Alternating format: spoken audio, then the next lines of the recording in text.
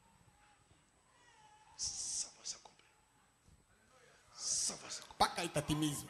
Ça va. Mpaka itatimizika. Dieu croyant. Mungu mwenye kuamini. Ça doit s'accomplir. Itatimizika. Ndio Kaboul kana tournoyer.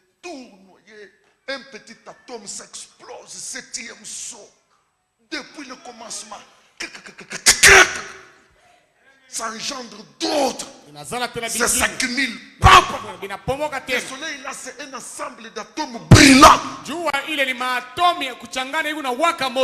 La foi de Dieu a créé la multiplication d'un atome vers plusieurs.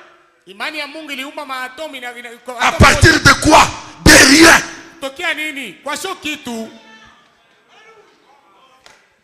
Si vous aimez le prophète, dites Amen. Amen. Sa propre parole. Mais wewe ushimame tu hapa useme sauti tena ile sauti kunasema huku na mtekemea yeye aseme il m'a dit prononce la parole je l'accomplirai. Quand est-ce qu'il avait accompli sa propre parole? Et quand est-ce que combien de temps il prendra pour accomplir la tienne?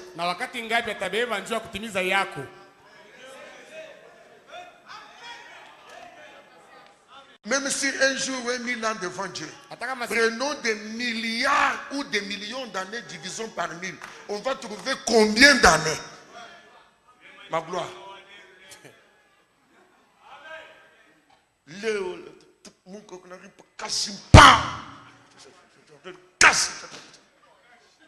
Tous ces gens-là, j'ai le courage de vous dire ce soir, de dormir dans des cimetières, chercher des petites choses pour impressionner les gens. Je vais dire des choses très dures, mais par les Écritures. Amen. Ça, c'était Dieu lui-même dans la stature de l'homme parfait. Je crois. Amen. Il libère la force et la multiplication commence. Je sais que ce que j'ai dit ne peut pas manquer d'arriver. Mais j'aime. Je le pardonne. Non. Vous ne saisissez pas ma pensée. Goël, comment est-ce que Paul, par le Saint-Esprit, appelle la foi de déplacement des montagnes? Sans l'amour, il l'appelle comment? Réalisez la Bible.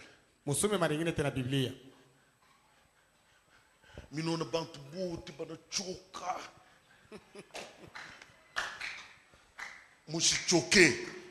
1 Corinthiens 13. 1 Corinthiens chapitre 13. Verset 2.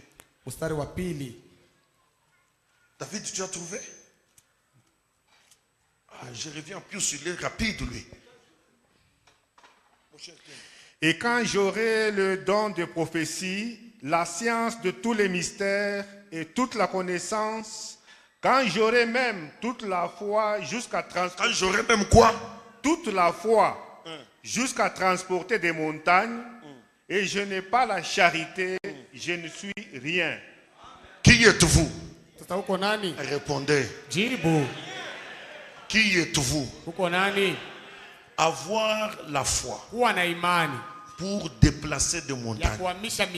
Sans l'amour. Qui êtes-vous? Rien. Max Steel. Rien. Auna ataku sembal uku goela ritutum. Auna ataku sembal we uko bourré.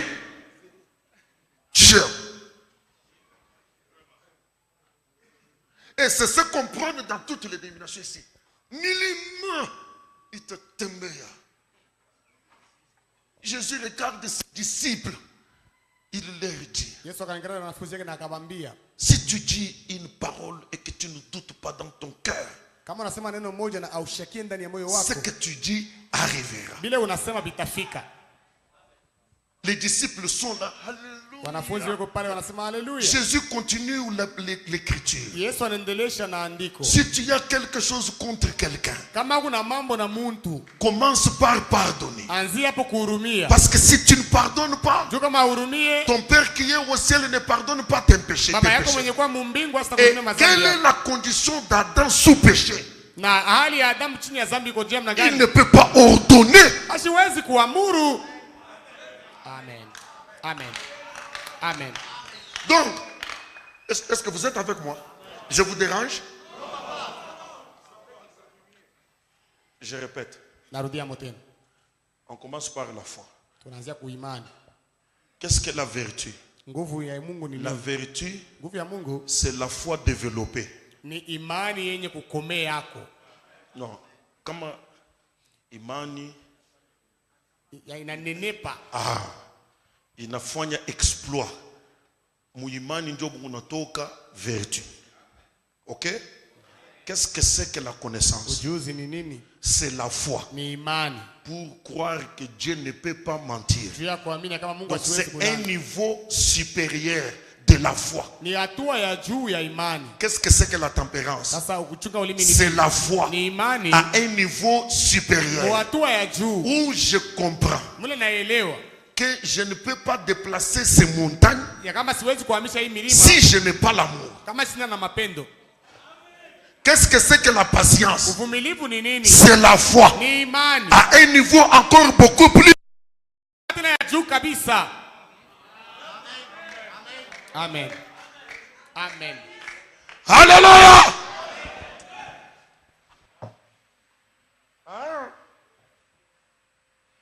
Maintenant, bantu na bantu beko maniveau ya kwacha. Kuku bale beko mourir de chaussée. Na chuki mungo. Teta nzilime toka. Wale baloji ba mu belle famille. Mundina la. Mundina la. Kamuntu kasomela haisha agenze mutoi.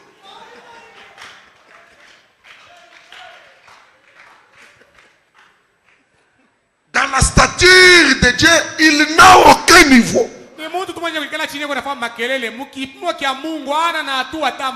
Est-ce que banduku yangu mnaweza kusema amina? Moto shuka choma. Bale bale choma we moto choma. Un bébé dans les jardins d'enfants. Et sa foi là, Paul l'a bien qualifié. Rien. Cet homme ne vaut rien. Est-ce que quelqu'un peut dire Amen? Amen. C'est une foi, mais qui ne vaut rien.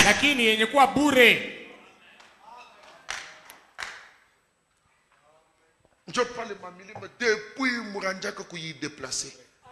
Aïe toque.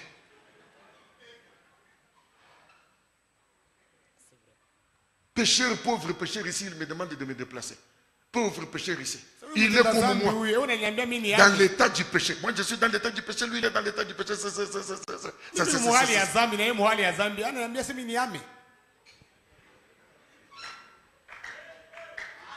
Amen. Alors mes frères, Dieu, Mungu par rapport à sa propre parole, kumambo inaangalia neno lake yeye mwenyewe, malako yake yeye mwenyewe, mamilioni ya miaka juu ya kuona ile itimizo. je voudrais avancer. Napenda kwenda mbele. Et quand Dieu fit l'homme, Na wakati clôturer Genèse 1, wakati Mungu alifanyaka mtu juu ya kumaliza na Mwanzo sura ya il kwanza, dit faisons l'homme akasema tufanye mtu à notre mwenye kuwa kusura à yetu, notre ressemblance. mwenye kutufanana. Amen. Le Dieu de Genèse 1, Ule Mungu wa Mwanzo sura ya le kwanza, logos qui venait de prononcer la parole ule logos alitokea kutangaza et neno, qui a dû attendre des millions d'années mwenye pour aliongojea que le monde qu'il a prononcé vienne à l'existence. Pour finir la création, il dit faisons l'homme à notre image. à notre ressemblance. Najua kumaliza Que doit être cet homme-là? ule mtu anapaswa kuwa je? Mwenye kwa kusura ya Mungu na mwenye kumfanana. Que doit être cet homme-là? Ule mtu anapaswa kuwa namna gani? Alléluia. Amen. Que va-t-il être un tel homme? Mtu wa vile atakuwa namna gani? C'est un homme qui croit et qui est patient. Ni mtu mwenye kuamini na mwenye kuwa na uvumilivu. Je vais vous montrer le secret qui est attaché à la patience. Na atanionyesha siri yenye kuambatana na uvumilivu. Allons dans le livre de Jacques, nous tous. Twendeni si wote katika kitabu cha Yakobo. Au premier chapitre. Kusura yake ya kwanza. Jacques chapitre 1er. Yakobo sura yake wa kwanza. Verset 2 jusqu'à 4. Mstari wa pili kufika kwa mstari wa 4. Est-ce que vous êtes là, Jacques, rapidement? Muko pale? La Bible dit, Biblia inasema, mes frères, banduku yangu, regardez comme un sujet de joie complète angalieni sawa kitua kia furaha yenye kueneana les diverses épreuves auxquelles vous pouvez être exposés, majaribu ya chana kule mnaweza kujaribiwa, sachant que benye kujua ya kama l'épreuve jaribu de votre foi ya imani yenu produit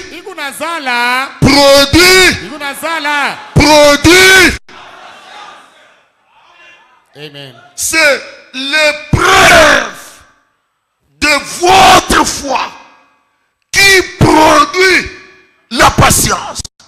Et si la patience est une vertu de Dieu, vous ne l'aurez jamais en dehors de l'épreuve de votre foi. Et votre foi est une confiance que vous faites dans la parole que Dieu vous donne.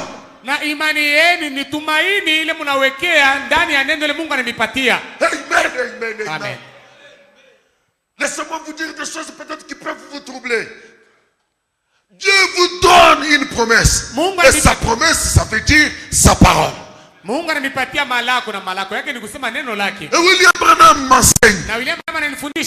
La parole de Dieu s'accompagne toujours de l'opprobre.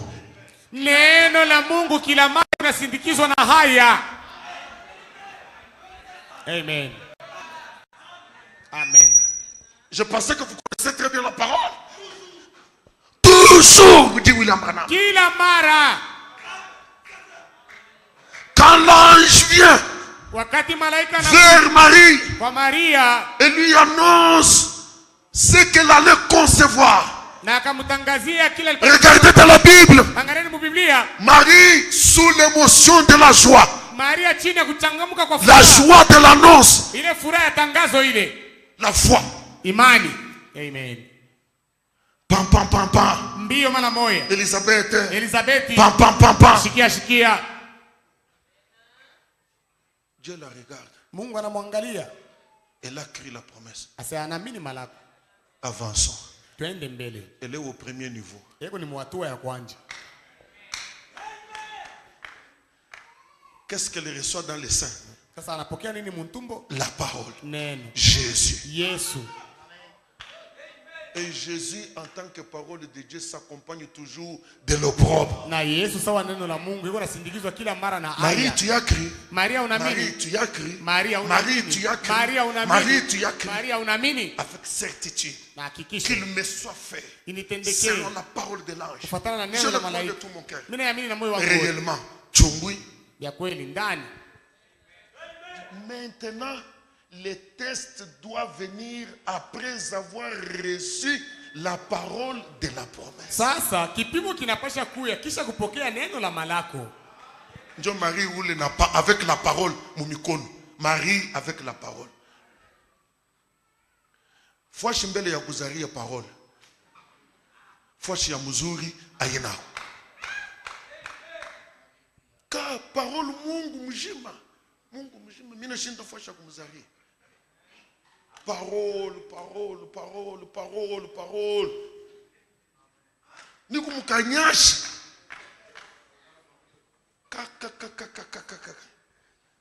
Et nous commençons à chanter avec les anges dans tes oreilles. Une tente ou une cabane, pourquoi m'en soucier? Je sais que j'ai une ville là-haut. Vous parliez de ces choses comme une lettre morte. Vous ne saviez pas que la parole amène toujours un opprobre. Mais vous devez passer par l'opprobre quelque part. Kutafuta bien bien comme voir que parole kushinda la peau d'une bête. Ngozi ya nyama. Et les anges ont chanté Noël. Na wamalaika wakaimba Noeli. Noël. Le grand roi est né Mfalme mkuu anazaliwa sous une peau de bête. Ngozi ya nyama. Les mouches impolies. Et la loi dit au 8e jour, il doit être consacré. Tokana haya, tokana juge. Après avoir reçu la parole, Kisha kupokea neno. allant vers le temple. Yuko nenda kwa hekalu. Aucun miracle du ciel pour changer le tableau. Hakukwe muujiza hata moja ya mbingu ya kubadilisha. Marie, Maria, tu y as cru. unaamini? Tu y as cru. Unaamini? Avançons dans la stature avancée. Tuendelee katika kipimo, tuendelee. Amen. Marie, tu crois. Maria, unaamini?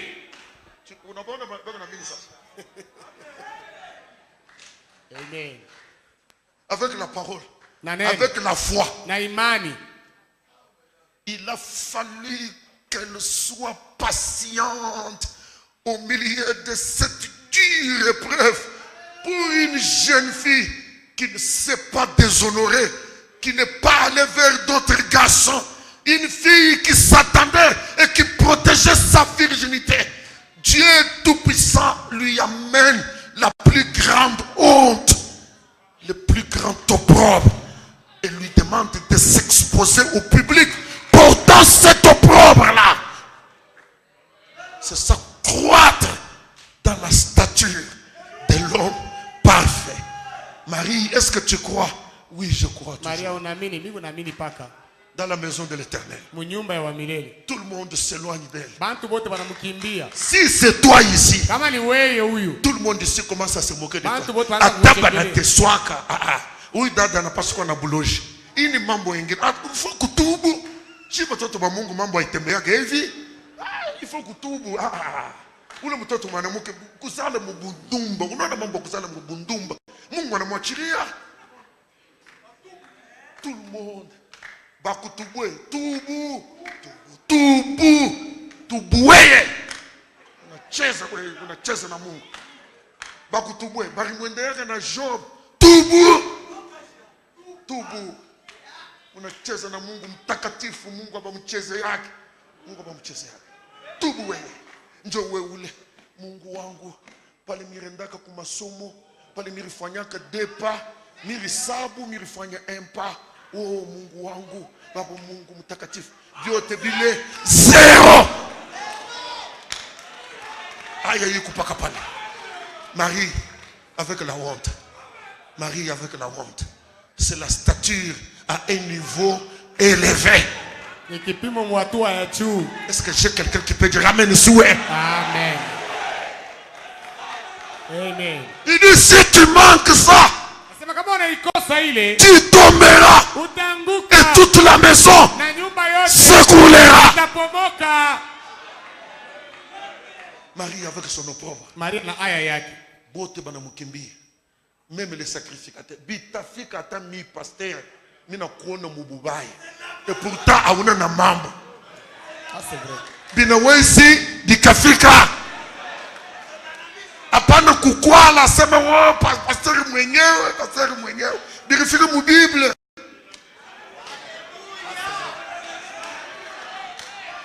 Expérience yako iko personnel ni entre wewe na Mungu wako. Pasteur Ashinam, Jack Ashinam, Mutumishi Ashinam. C'est entre toi et le Seigneur lui-même. Amen. Est-ce que quelqu'un peut dire Amen, Église? Amen. C'est dans la patience Ni katika uvumilivu gardant la honte ou l'opprobre de la parole. Mwenye kuchunga haya ya neno. Que le ciel a dit. Ndio mbingu ikasema. Voici. Tazameni. Voici. Tazameni. La personne que j'ai tant cherché. Ule mtu nilitafuta kabisa. Simeon n'était pas de service. Simeon sikuwa kufanya kazi ile siku. Il dit Simeon. Nasema Simeon. Lève-toi. Shimama. Si les autres n'ont pas vu Kama bengine bakuone que le grand sauveur est venu dans le monde, ya kama mwokozi mkubwa anakuja duniani, si les autres ont regardé les mouches, kama bengine baliangalia bainzi, si les autres ont regardé à la dureté de l'épreuve, kama bengine baliangalia vile majaribu ilikuwa toi qui as souffert, wewe ule unateswa, qui te dit que ce soir n'est pas ta soirée, nani anakuambia sema magharibi ya leo haina yako, qui te dit que Dieu ne peut pas lever Simeon, nani anakuambia sema Mungu asiwezi kusimamisha Simeon, le Saint-Esprit est en train de te parler. Roho Mtakatifu anasema nawe, Peut-être cette soirée, na zingine hii magharibi c'est ta propre soirée. ni yako wewe. Amen. Endurer la honte à cause de la parole dans la patience. Kuvumilia kule kuchunga ile haya ile kwa ajili ya neno katika uvumilivu. Parce que ce qui produit la patience, yenye kuzala c'est l'épreuve de la foi. ni jaribu ya imani. Lisons le verset suivant. Tusome ile mstari inafuata. Oh Jésus. Je me sens trop bien, Seigneur. Amen. Mais il faut que la patience accomplisse parfaitement son œuvre. Est-ce que vous suivez? Inafai uvumilivu utimize kwa ukamilifu. Mon cher, l'épreuve de la foi produit la patience. Maintenant, il faut que cette patience-là accomplisse parfaitement son œuvre. Quelle œuvre? Kazi kani? Afin que vous soyez chez Moussemé. Est-ce que vous voyez comment vous arrivez à la perfection? Afin que vous soyez kumwisho mukuye bakamilifu et accompli sans faillir en rien. Bila kuanguka mukitu. Amen. La stature de l'homme parfait. Kipimo kia mtu mkamilifu. Pour monter d'échelon. Juu ya kupanda hatua. Test de la foi. Kipimo kia imani. L'opprobre. Haya. Épreuve. Jaribu. Ça produit la patience. Inazala uvumilivu. C'est la patience qui accomplit et là une œuvre de t'amener toi à la perfection. Uvumilivu njoo kuna kazi ya kukupeleka wewe kukamilifu. Bon, si vous avez saisi, j'ai fini la prédication. Maintenant, regardez. Marc, tu es là. C'est Dieu parfait. Il a développé la stature de l'homme parfait lui-même. 4000 ans, il a dit quelque chose et il a dit patienter. Des millions d'années, il a dit quelque chose, il a pu patienter. Et il a dit, faisons l'homme à notre image. Et ce grand Dieu va trouver un bout d'homme dans le désert de Madian, satisfait de son travail, qui n'avait pas de problème par rapport à son travail. Il a une famille. Dieu vient. Il lui dit, Monsieur, j'ai besoin de toi pour délivrer mon peuple. Tranquille. Laisse-moi tranquille. Tu connais l'Égypte. Va faire ton travail. Moïse, je te veux. Mais toi, tu as un problème avec moi? Ah, on est bon tout. Pas que oui. Le choix de Dieu. Dans ta famille. Toi. Pourquoi seulement toi? Toi.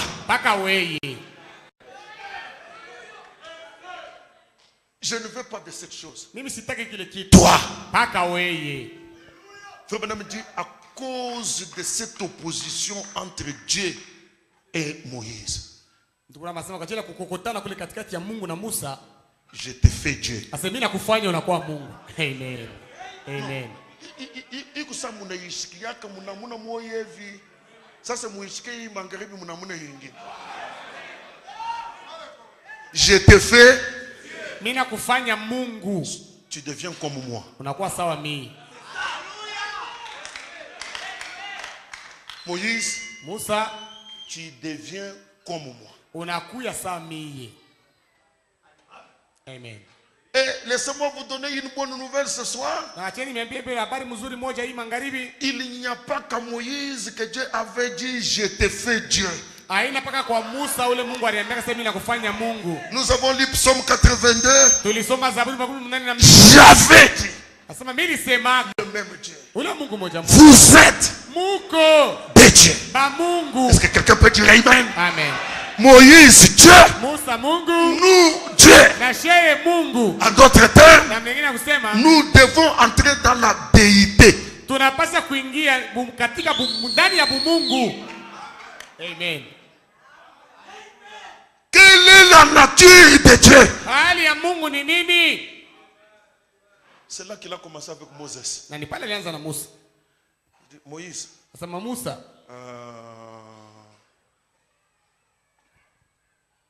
tu as quoi dans la main? uko na nini mumukono? Un bâton. Sini una bakora. Vous voyez? Un bâton. Moïse, tu vois bien? Sasa Musa unaona mzuri? Oui, c'est un bâton. Nasema ndio ni bakora. Lâche-le. Uiachilie. Jette-le. Uitupe. Moïse jette. Musa katupa. Non, c'est le serpent. Hapana, ni nyoka. C'est lui qui le détenait. Yeye ndio alikuwa kuibamba. Ça devient surnaturel. Inakuwa yule ya kiasili. Ça devient serpent. Inakuwa nyoka. Écoutez ce que Frère Branham dit. Hein? Msikeni vile ndio anasema. Moïse fuit. Musa akakimbia. Il fuit son bâton. Akakimbia bakora yake. Reviens. Rudia vers ton bâton. Bakora yake. Saisis-le. Uibambe. Non, c'est le serpent. Ah, ni nyoka. Saisis-le. Uibambe. Je t'ai dit que je te fais qui? Mimi nilikwambia sasa mimi nakufanya nani? Mais maintenant tu as peur de quoi? Sasa unashikia boka ya nini? Saisis-le. Umbambe. Moïse.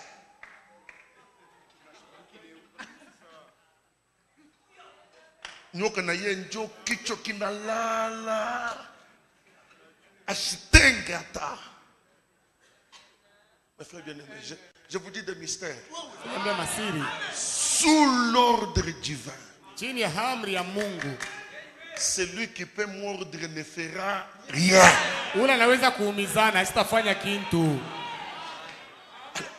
Par la queue, par la queue. Mubambe kumukila. Njoo kule kwenyewe kwa mdo baba Mungu, njoo kule kuko nguvu yake bamba ye. Paka kumkini. Ça redevient le bois. Inarudia tena muchi.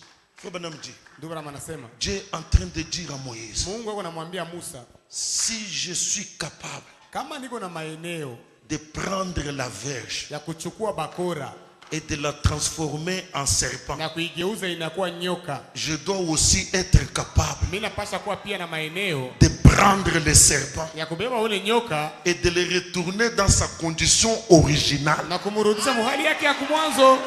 Amen. Amen. Non, je ne sais pas si vous croyez la parole. Amen. Si je suis capable de prendre le bois, de prendre l'humain Amen. et de le jeter au sol et de le rendre serpent et de le rendre péché, je suis aussi capable de prendre le péché et de transformer et de le retourner un être humain dans sa condition originale. Frère Branham dit, le bois qui était dans la main de Moïse typifiait Jésus.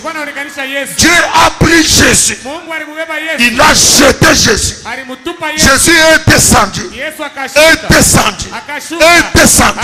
il est devenu péché et Dieu a repris Jésus au plus bas niveau, là plus profond de l'enfer. Il l'a remonté. Il Akamupandisha. l'a remonté. Akamupandisha. Il l'a remonté. Akamupandisha. Et il a dit, Na akasema, Père, Baba, glorifie-moi unitukuze de la gloire utukufu que j'avais ile nilikuwa nayo auprès de toi.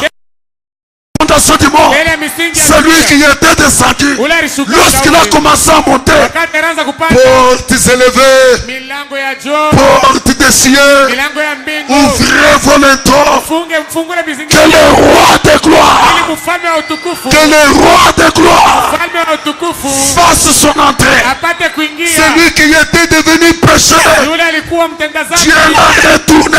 Mungu akamrudisha. Alléluia. Amen. Y a-t-il une rare ce soir? Je, kuwa kwa Rahabu moja hii Est-ce qu'il magharibi. y a une prostituée ce soir? Je, kuwa kwa mkama moja hii Quand tu magharibi. étais dans la main de Dieu, Wakati tulikuwa mkono wa avant Mungu la fondation du monde, mbele ya misingi ya dunia, tu jouissais d'une gloire. unaanza kufurahiwa na utukufu En te moja. projetant sur la terre, Wakati walikutupa kwa tu dunia, as perdu les éclats. ulipoteza kwa Tu as ngana, perdu la gloire. ulipoteza Tu utukufu, es devenu une prostituée. kwa mkaba. Ce soir, Dieu est capable Mungu ako na de maeneo prendre les serpents ya kubeba nyoka et de les ramener na à kumrudisha sa condition originale. hali yake ya Au kumwanzo. nom de Jésus-Christ, Kristo. soyez transformés, Amen. Amen. retournez, Amen. retournez Amen. à ce que vous étiez Amen. dans sa pensée avant la fondation du monde. Amen. Y a-t-il un sol? Kukwako Saulo moja. Y a-t-il un sol meurtrier? Kukwako Saulo moja muuaji. Tu n'étais pas comme ça Au kuku yake vile. quand tu étais dans ma main. Wakati ulikuwa mkono yangu. C'est en te projetant à terre Ni mkukutupa chini. que tu es devenu meurtrier. Leo unakuwa muuaji. Saul Saulo. n'est pas ton nom. Haina jina Quand yako. tu étais dans ma main, Wakati ulikuwa mkono yangu. tu t'appelais Paul. Jina yako ilikuwa ni C'est Paulo. la terre Ni udongo. qui t'a appelé Saul. Ndio ulikuita Saulo. Je te dis ce soir, Nakwambia hii magharibi. quelle que soit la souillure Hata kama ni mchafu dans kama laquelle tu t'es retrouvé mule unaweza kujikuta à cause de la présence de kwa Dieu, ajili ya uwapo la à Mungu, cause de la colonne de kwa feu, ajili ya nguzo la Dieu est Mungu. capable Mungu ako na de maeneo te retourner ya dans kukurudisha ta condition ile hali yako originale. ya kumwanzo. Puisse le Dieu que je sers, Hivi huyu Mungu mimi natumikia, le Dieu de la colonne de feu, Mungu wa nguzo la saisir quelqu'un ce soir, shike mtu mmoja hivi une magharibi, personne totalement souillée, mtu mwenye kuchafua kabisa, qu'un profond mystère siri moya de upande la translation ya mabadiliko puisse s'opérer en lui. kutendeka ndani Si yake. tu étais dérangé Kama ulikuwa na uzima par des démons, na mademo adultères, ya usharati, des cigarettes, ya de tumbako, fumer du sang, ya kufuta de bangi, voler, ya kuiba je te délivre na kufungua ce soir magharibi par yako. l'autorité de la parole. Amen. Alléluia. Retourne, Rudia. retourne. Rudia. Toi le sommeau de Dieu, We somo wa Mungu. toi le sommeau de Dieu, We somo wa Mungu. tu ne mourras jamais Hautakufaka dans kamwe. les soins étrangers. Maji ya kigeni. Je te dis ce soir, Nakwambia hii ça magharibi peut être ta soirée. inaweza kuwa ndio magharibi Cette yako. soirée Hii magharibi peut être ta soirée. inaweza kuwa yako. Quand Dieu te voyait, Wakati Mungu anataka kukona, tu étais Dieu. ulikuwaka Mungu. Amen. Alléluia. Un enfant rebelle à la maison. Mtoto mwenye kutomboka kunyumba. Un enfant têtu à la maison. Mtoto wa kichwa msumari kunyumba. Dieu ne te voyait pas comme ça. Mungu asikuanze kukuona Quand tu vile. étais dans sa main, Pale ulikuwa mu mikono tu yake. étais un bon enfant. Ulikuwa mtoto mzuri. Le sang de ta famille, Damu ya jamaa yako dans cette chair, mwili t'a corrompu. inakuharibisha. Mais laisse-moi te dire quelque chose. Lakini hata nikueleze kwa kitu moja. Lorsque les anciens Wakati wa zamani ont vu l'agneau comme immolé, balimuona mwana kondoo prendre le livre d'entre les mains de celui qui est assis sur le trône, anachukua kitabu mikono mwenye kila pakiti ya enzi. le cantique avait changé. Mwimbo ilibadilikaka. Jean, Yohane ne pleure pas. hapana kulia. Ce soir, Magharibi ya leo ne pleure pas. na wewe usilie. Le sang de l'agneau Damu ya mwana est kondoo plus que capable iko na maeneo de racheter ya kukomboa les hommes de batu toute langue, ba kila de lugha, toute tribu, kila kabila, de toute nation. kila Au taifa. nom de Jésus-Christ, Amen. soyez rachetés. Amen. Amen. Amen. Je suis capable, Niko na maeneo. si je suis capable, Kama niko na maeneo na uwezo de jeter un bois ya kutupa muchi et qu'il devienne un serpent, na inakuwa nyoka. je suis aussi capable Niko pia na maeneo tena de prendre le serpent ya kubeba ule nyoka et de le retourner na bois kumurudisha na kuwa dans sa mti condition kwa originale. hali yake ya kumwanzo. Je veux défier le diable ce soir. Napenda kupinganisha diabo leo magharibi. Toi qui as touché aux vies des enfants de Dieu, Wewe uligusa maisha ya watoto. toi qui les as souillés, Wewe uliwachafua. toi qui pensais que ça n'est fini d'eux, Wewe uliwazia kama mambo yao yanamalizika. dans ce message, Hii ujumbe l'ange de l'Éternel malaika wa milele s'y tient présent pour la délivrance de ses enfants. Amen. Le pouvoir Mamlaka a été donné à William Branham ilipewa kwa William de Branham prononcer la parole ya kutangaza neno et que quelqu'un soit changé, na mtu anabadilika, transformé, anageuzwa, rendu prêt anakuweka pour l'enlèvement. juu ya kunyakuliwa. Que Dieu guérisse Mungu atunze les maladies de l'âme magonjwa ya nafsi et les maladies du corps. na magonjwa ya mwili. Je le demande sous l'autorité de l'onction de Dieu. Iliomba chini ya mamlaka ya upako Que wa Dieu Mungu. guérisse les maladies Amen. de l'âme, Amen. de l'esprit Amen. et du corps Amen. à cause de l'autorité Kwa ajili ya mamlaka qui est dans ce précieux message. yenye kuwa ndani ya hii ujumbe ya Église de zamani. Dieu vivant. Kanisa ya Mungu mzima. Alors sous cette onction, Hivi basi chini ya ile upako, quand Moïse voit ces miracles, wakati Musa aliona ile miujiza hii, frère Branham dit, ndugu Branham anasema ça produit automatiquement la foi en lui. ilizala mara moja imani ndani yake Musa. Tu es Moïse, Na wewe uko Musa, tu es Moïse. uko Musa. Il n'y a pas que Moïse que Dieu a dit, Haina mpaka Musa ule Mungu aliambia, je te fais Dieu. asema nakufanya Mungu. Même à toi, il a Na dit, wewe alisema tu es Dieu. uko Mungu. Quand Moïse a vu ça, Wakati Musa aliona vile, il a eu la foi. akapata imani. Frère Branham dit, Ndugu Branham anasema c'est ainsi que Moïse, na ni hivi Musa sous l'onction de la foi, chini ya upako wa imani. je parle de toi Ndugu nasema juu yako ce soir. hii magharibi. Quand Moïse a vu cela, Wakati Musa aliona vile, il s'est dit, akasema maintenant, sasa ma peur est terminée. boka yangu inaisha. La peur de Pharaon est terminée. Boka wa Farao unamalizika. Frère Branham dit, Ndugu Branham anasema on a vu Moïse alimuona Musa courir kukimbia et dire à Sephora, na kumwambia Sefora, vite, vite, mbio mbio vite, vite, mbio mbio, moi ton mari, mie bwana yako, seul comme je suis, mi moya mpaka hivi niko, je veux faire l'invasion mi unaenda kushambulia de toute l'Égypte. Misri yote mzima, Je vais écrouler l'Égypte. nitaenda kuangusha Misri. Et Sephora, sans réfléchir, Na Sefora bila kufikiri il dit, mon mari, akasema, bwana yangu. quand Dieu appelle un homme, Wakati Mungu anaita mwanaume, il appelle aussi sa femme. anaitaka na bibi yake. Évitez d'être en contradiction dans la maison. Mwaye mwepuke kwanza kukombalishana munyumba. Quand il y a une action de foi, Wakati kuna tendo ya imani, ne soyez pas négatif. musipate kuwa bakuona bubaya. Confessez le positif. Mupate kukiri sema vitendeka. Dites que ça arrivera. Sema sasa vitafika. Et le souverain sacrificateur Na mkoani mkubwa de notre confession, kukiri kwetu, il prendra la chose en charge. atabeba kile kitu. Je le dis à haute voix. Aisema na nguvu. Si papa et maman Kama baba na mama mkimoya réclament banadai que leurs enfants réussissent kama tutaba mawe ce soir, imangari qu'il vous soit accordé comme c'était donné à Abraham.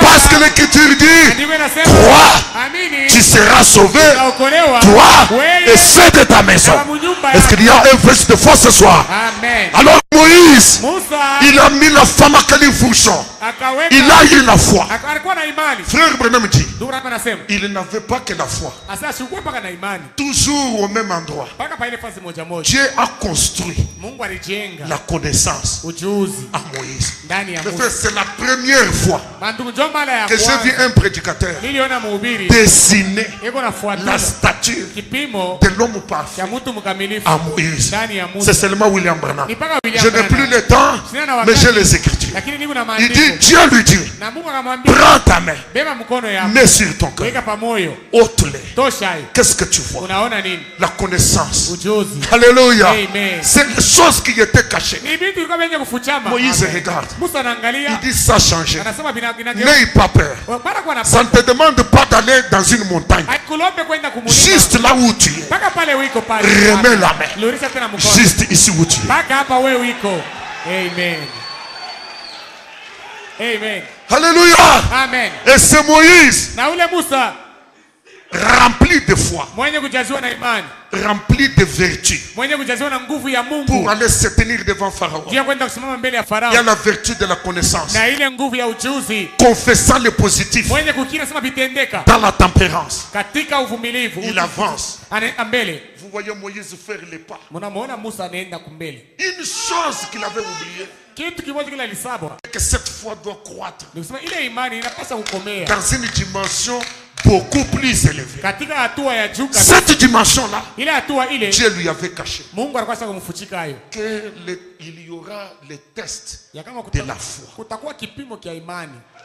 Moïse est arrivé devant Pharaon. Musa alifika mbele ya Farao. C'est Frère Branham qui dit ça. Ndio ndio unasema vipi? Pharaon, Sema Farao, tu dois unapaswa m'obéir. kunitii. Pharaon le regarde. Farao anamwangalia. Moi, roi, Sasa mimi mfalme, t'obéir, toi, nikutii esclave. wewe mtumwa. Moïse le regarde. Musa akamwangalia. Moi, pas esclave, Sema mimi sina mtumwa. fils du Dieu très haut. Niko mwana wa Mungu wa juu kabisa. Tu dois Unapaswa m'obéir. kunitii. Est-ce qu'il y a un fils de foi ce soir? Je kwa kwa mwana wa imani Dis mangapi? à Satan, Ambia shetani. Satan, Shetani, tu dois m'obéir. unapaswa kunitii. Satan, Shetani, tu dois m'obéir. unapaswa kunitii. Pharaon regarde Moïse. Farao akamwangalia Musa. Depuis quand, Sasa tokea wakati gani toi, un fugitif, wewe mkimbizi tu peux réunir un courage comme ça? unaweza kupata hiyo hodari ya hivi?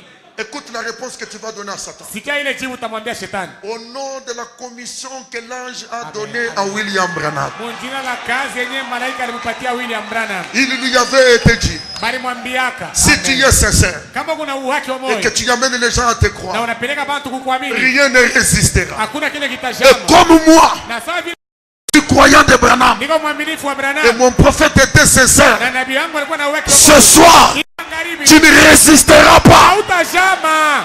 Amen. Amen. Je me sens bien. Amen. J'aime la parole. Napenda neno. Écoutez l'église du Dieu vivant. Sikieni kanisa Mungu mzima. Pharaon le regarde. Farao akamwangalia. Je ne te reconnais plus. Sasa wewe mimi sikutambue tena. Qu'est-ce que tu peux faire? Utafua nini wewe? Moïse dit, écoute, Musa akamwambia sema shikia.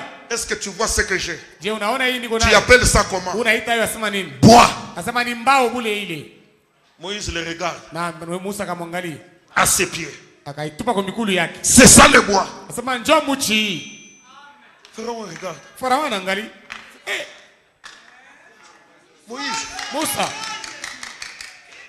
Moïse, Musa. c'est quoi ça? Ni nini? Il dit c'est ça. Asema njoo hiyo hii. C'est quoi ça? Ni nini? C'est ça. Asema njoo hiyo. Pharaon regarde. Farao anaangalia. Magicien. Asema chawi. La face cachée. Ile ngambo ingine yenye kufuchama. Vous êtes là. Mungu pale. Il jette Na baba banatupa. beaucoup de serpents. Banyoka ba mingi.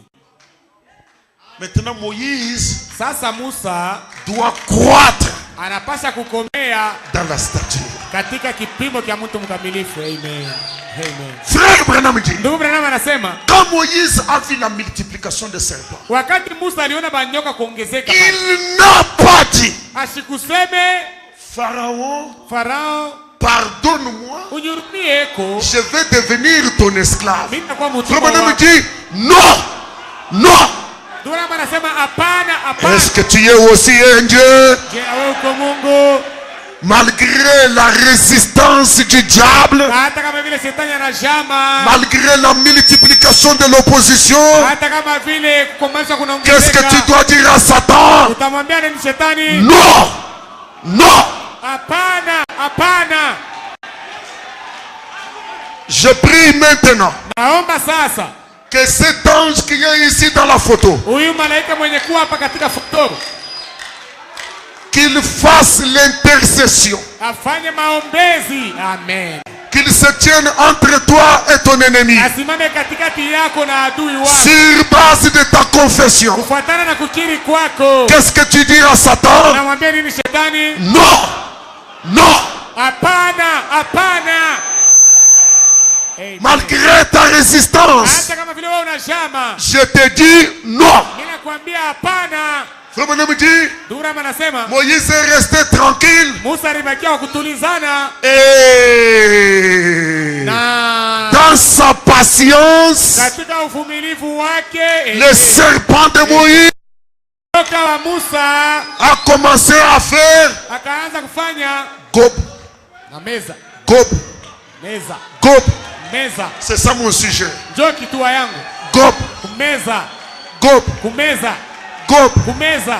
Quelle que soit la multiplication des démons, Hata mademona wanaongezeka namna gani, sur base de ta confiance, hata na kukiri kwako, reste stable, bakia mwenye kusimama imara, sois patient, vumilia, tu verras utaona de tes yeux na macho yako la disparition potea de tous les serpents du diable autour de ta vie. pembeni ya maisha Au yako. nom de Jésus-Christ, Amen. recevez la victoire. Amen. Amen. Que cette soirée Amen. soit le jour fait, Amen. soit ton jour fait, Amen. que le diable soit avalé. Amen. Moïse est resté ferme. Musa alibakia mwenye Il est resté ferme alibakia mwenye jusqu'au jour où il a dit, Fika ile siku alisema, ces Égyptiens que vous voyez, hawa Misri munaona vous ne les verrez plus jamais. hamute maonaka tena. Ces Égyptiens que vous voyez, Hawa Misri munaona vous ne les verrez plus jamais. hamtawaonaka Que tena. cette onction vous accompagne. Hii upako imesindikize. Ces Égyptiens que vous voyez, Hawa Misri munawaona vous ne les verrez plus jamais. hamtawaonaka tena. Dieu vous bénisse. Mungu anibariki. Amen. Amen. Alléluia. Mes enfants, allez là-bas. Amen. Alléluia. Amen. Alléluia. Be patient. Kuvumilia. Amen. Le diable, Shetani il fait son travail. yeye anafanya kazi yake. Dieu Mungu fait son travail. yeye anafanya kazi yake. En restant calme, Mkubakia mwenye en kutulizana. étant patient, Mkuwa na uvumilivu. tu développes la divinité. Yeye unakomesha Tu bumungu. deviens parfait. Unakuwa mkamilifu. Et le diable Na shetani sera avalé. yeye atamezwa. Je ne sais pas si mes enfants sont là. Sije kama tangu beko pale. J'aimerais que vous puissiez chanter mon cantique.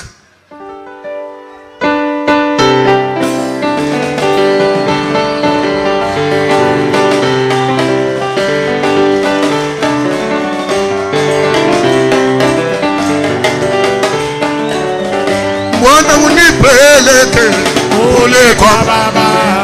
Mwana unipeleke kule Kwa baba. kwenye muji wa raha, mulangoni Yesu taishi naye kule. Mbinguni. Oh, oh, oh, oh, oh. Hallelujah. Oh, oh, oh, oh, oh. Hallelujah. Haleluya, mule ndani ya Yesu mna raha ya ajabu isiyo na mwisho kule. Oh, oh, oh, oh, oh, oh. Hallelujah. Oh, oh, oh, oh, oh. Haleluya, mule ndani ya Yesu mna raha ya ajabu isiyo na mwisho kule mbinguni.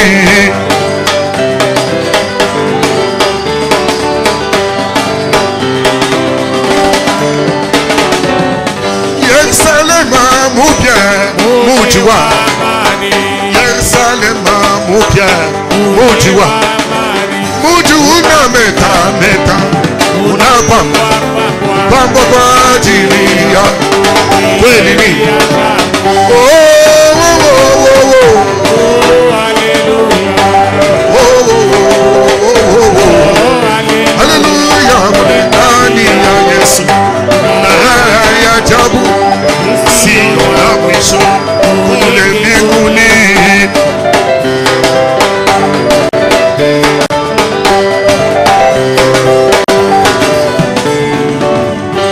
Siku inakuja ile ya furaha, siku inakuja ile ya furaha, tutaruka, tutacheza kwenye barabara. Ile ya dhahabu. Oh, oh, oh, oh, oh. Hallelujah. Hallelujah. Ndani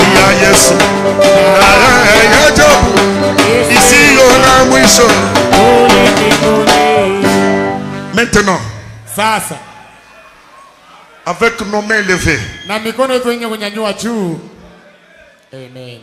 ce soir je prie que Dieu m'éloigne Na magharibi leo naomba Mungu anipakae upako et que je me tienne dans la brèche pour vous. na nisimame mlangoni juu yenu.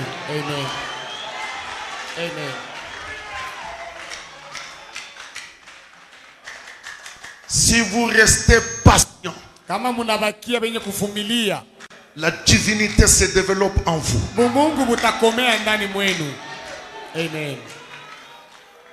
Et ces Égyptiens que vous voyez, Na hawa wa Misri Mungu naona vous ne les verrez plus jamais. hamtabaonaka tena. Dieu de William Branham, toi qui nous as envoyé un prophète pour faire de nous des dieux.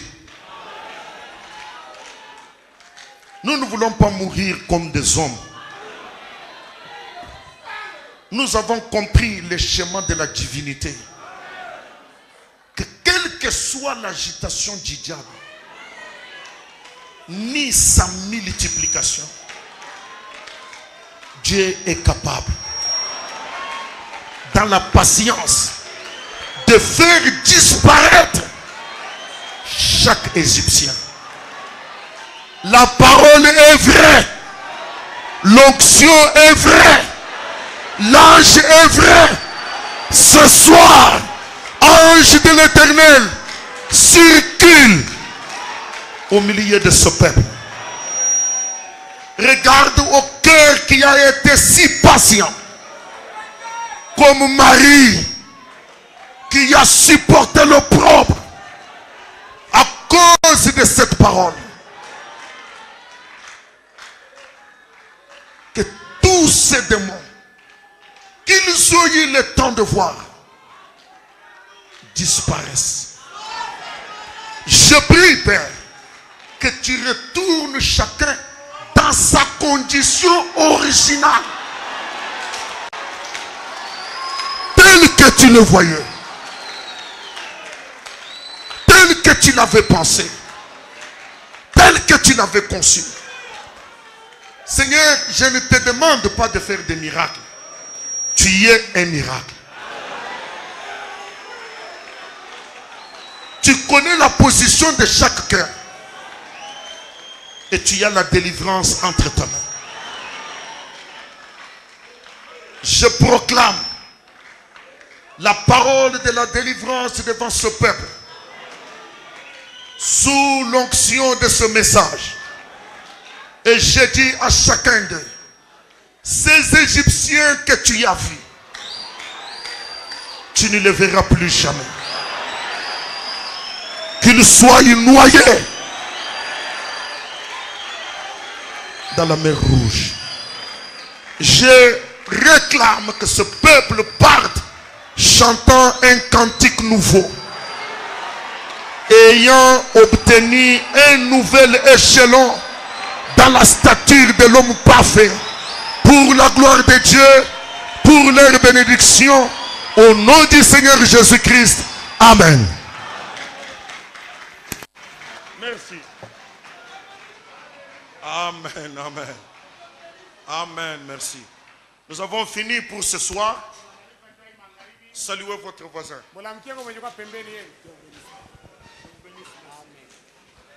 Amen. Si c'est la volonté du Père, Kama ni mapenzi ya Baba, nous allons nous retrouver dans la journée de dimanche. tutaonana siku ya Juma.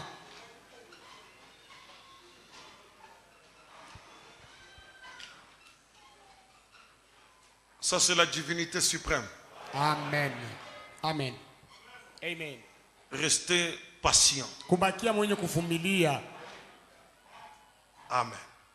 Suivez les instructions de Jacques. Ufate maagizo ya mashemashi. Déjà, quand vous sortez ici, Mbele tu wakati munatoka, cherchez les cadeaux des enfants et donnez aux diacres ou aux administrateurs. mutafute makado ya batoto na kupatia bashemashi au Ça ne coûte administrateur. rien. Achetez des trucs là-bas et donnez. Haina na bei, mnaweza kuuza vitu pale na kupeleka.